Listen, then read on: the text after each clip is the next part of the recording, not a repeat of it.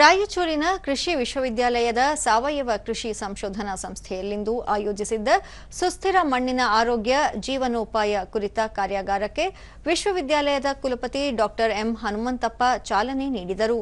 ಈ ವೇಳೆ ವಿಶ್ರಾಂತ ಕುಲಪತಿ ಡಾ ಡಿಪಿ ಬಿರಾದರ್, ಬಳ್ಳಾರಿ ಐಸಿಎಆರ್ ಪ್ರಧಾನ ವಿಜ್ಞಾನಿ ಹಾಗೂ ಮುಖ್ಯಸ್ಥ ಡಾ ಬಿ ಕೃಷ್ಣರಾವ್, ವಿಸ್ತರಣಾ ನಿರ್ದೇಶಕ ಡಾ ಎನ್ ಶಿವಶಂಕರ್ ಸೇರಿದಂತೆ ಮತ್ತಿತರರು ಉಪಸ್ಥಿತರಿದ್ದರು.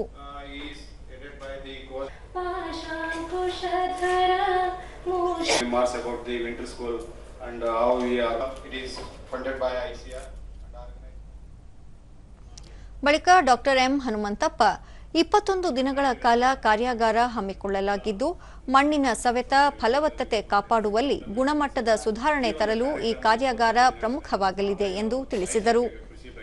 ಯಥೇಚ್ಛವಾಗಿ ಒತ್ತು ಕೊಟ್ಟು ನಾವು ಇದನ್ನು ಹಮ್ಮಿಕೊಂಡಿದ್ದೀವಿ. ಇದಕ್ಕೆ ಸುಮಾರು ಬೇರೆ ಬೇರೆ ಕಡೆಯಿಂದ ಸಂಪನ್ಮೂಲ ವ್ಯಕ್ತಿಗಳನ್ನು ಕರೆಸಿ ಸುಮಾರು 21 ದಿನಗಳ ಕಾಲ ನಿರಂತರವಾಗಿ ಅವರಿಗೆ ತರಬೇತಿಯನ್ನು ಅವರವರ ಒಂದು ಅನುಭವವನ್ನು ಹಂಚಿಕೊಳ್ಳಕ್ಕೆ ಇದೊಂದು ಉತ್ತಮವಾದ ಒಂದು ವೇದಿಕೆ. ಸುದ್ದಿಗಾರರೊಂದಿಗೆ ಡಾ ಎಂಎ ಬಸವಣ್ಣಪ್ಪ ಸಾವಯವ ಕೃಷಿ ಮತ್ತು ಆಧುನಿಕ ಕೈಗಾರಿಕೆ ತಂತ್ರಜ್ಞಾನಗಳ ಬಗ್ಗೆ ಹೊಸ ಆವಿಷ್ಕಾರ ಸೇರಿದಂತೆ ವಿವಿಧ ವಿಷಯಗಳ ಕುರಿತು ಕಾರ್ಯಾಗಾರದಲ್ಲಿ ಚಿಂತನಾ ಮಂಥನ ನಡೆಯಲಿದೆ. ಪ್ರಗತಿಪರ ರೈತರನ್ನು ಭೇಟಿ ಮಾಡಿ ಮಾಹಿತಿ ಪಡೆಯುವ ವ್ಯವಸ್ಥೆ ಕಲ್ಪಿಸಲಾಗಿದೆ.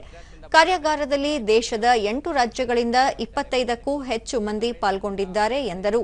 ತೆಲಂಗಾಣದಿಂದ ಮತ್ತು ಶಿವಮೊಗ್ಗ ಕೃಷಿ ವಿಶ್ವವಿದ್ಯಾಲಯದಿಂದ ಅಲ್ಲದೆ ನಮ್ಮ ಕೃಷಿ ವಿಜ್ಞಾನಗಳ ವಿಶ್ವವಿದ್ಯಾಲಯದ ರಾಯಚೂರಿನ ಅನೇಕ ವಿಜ್ಞಾನಿಗಳು, ಅದರಲ್ಲಿ ಬೇಸಾಯ ತಜ್ಞರಿದ್ದಾರೆ, ಮಣ್ಣು ವಿಜ್ಞಾನಿಗಳಿದ್ದಾರೆ.